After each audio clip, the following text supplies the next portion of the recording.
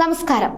ശബരിമല ക്ഷേത്രത്തിലെ ആസൂത്രിതമായ സ്വർണ്ണ തട്ടിപ്പിൽ ദേവസ്വം ബോർഡിന് വീഴ്ചയില്ലെന്ന് വാദിച്ച മുഖ്യമന്ത്രിയുടെയും ദേവസ്വം മന്ത്രിയുടെയും പ്രതിരോധം തകർക്കുന്നതാണ് ദേവസ്വം വിജിലൻസിന്റെ കണ്ടെത്തലുകൾ.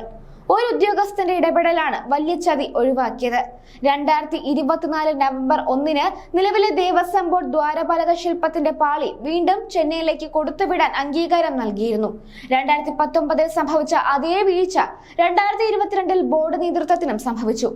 തിരുവാഭരണം കമ്മീഷണർ റേഷ്ലാലിന്റെ ഇടപെടൽ കാരണം ഈ നീക്കം തടയപ്പെട്ടു.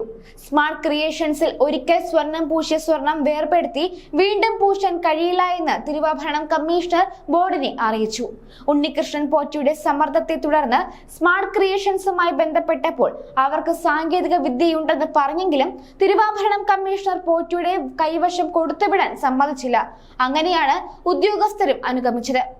ഉണ്ണികൃഷ്ണൻ പോറ്റി സ്റ്റാഫ് കൂടെ വന്നാൽ ചെലവ് വഹിക്കില്ലെന്ന് പറഞ്ഞപ്പോഴും തിരുവാഭരണം കമ്മീഷണർ ദ്വാരപാലക ശില്പങ്ങൾ പുറത്തേക്ക് കൊണ്ടുപോകുന്നതെങ്കിൽ കരുതലോടെ ആകണമെന്ന നിലപാടിൽ ഉറച്ചുനിന്നു. തിരുവാഭരണം കമ്മീഷണറുടെ ഇടപെടലാണ് സമാന ശ്രമം തടയാൻ സഹായിച്ചത്. അല്ലാത്തപക്ഷം ഇത്തവണയും ദ്വാരപാലക ശില്പങ്ങൾ ഇന്ത്യ മുഴുവൻ ചുറ്റി ചെന്നൈയിൽ എത്തുമായിരുന്നു. 2019 അങ്ങനെ ആവർത്തിക്കാതെ പോയി. സ്വർണ്ണപ്പാളികൾ ഇളക്കിയെടുത്ത് നിയമവിരുദ്ധമായി വിവാദ ഇടനിലക്കാരൻ വഴി പലയിടത്തും കൊണ്ടുപോയി 49 ദിവസത്തിനു ശേഷം മാത്രം മടക്കി കൊണ്ടുവന്നത് ഉദ്യോഗസ്ഥർ മാത്രം അറിഞ്ഞുള്ള തട്ടിപ്പല്ലെന്നും അന്നത്തെ ബോർഡ് അധികാരികളുടെ പ്രേരണയോ സമ്മർദ്ദമോ പിന്നിലുണ്ടെന്നുമാണ് ദേവസ്വം വിജിലൻസിന്റെ റിപ്പോർട്ടിൽ വ്യക്തമാക്കുന്നത്. 2019 രാഷ്ട്രീയ നിയമനം നേടിയ ദേവസ്വം ബോർഡ് അംഗങ്ങളെ സംരക്ഷിക്കാനായി തീർത്ത വാദങ്ങളുടെ മുനയൊടിക്കുന്ന ഈ കണ്ടെത്തൽ സർക്കാരിനും ഇടതുമുന്നണിക്കും രാഷ്ട്രീയമായി വലിയ തിരിച്ചടിയാണ്. ദേവസ്വം അധികൃതരുടെ പങ്കും ഗൗരവമായി അന്വേഷിക്കണമെന്ന റിപ്പോർട്ടിലെ ശുപാർശയുടെ അടിസ്ഥാനത്തിലാണ് അന്നത്തെ ബോർഡിനെയും പ്രതി ചേർത്ത് ഹൈക്കോടതി നിയോഗിച്ച പ്രത്യേക അന്വേഷണ സംഘം ഗൂഢാലോചന കേസ് കൂടി രജിസ്റ്റർ ചെയ്തിരിക്കുന്നത്.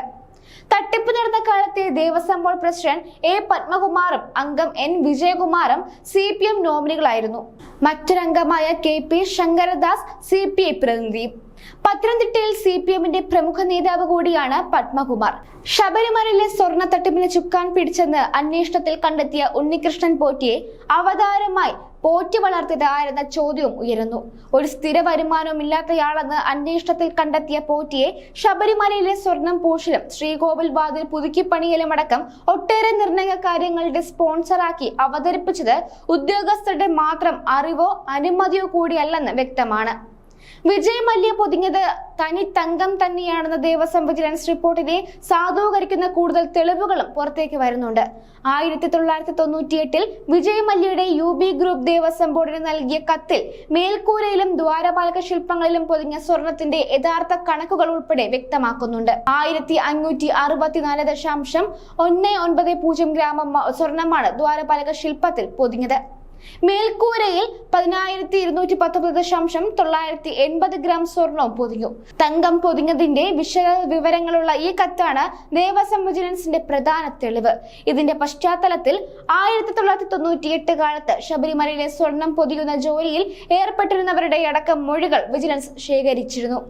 ഇതിന്റെ എല്ലാം പശ്ചാത്തലത്തിലുള്ള വിശദമായ റിപ്പോർട്ടാണ് ഹൈക്കോടതിയിൽ സമർപ്പിച്ചത്.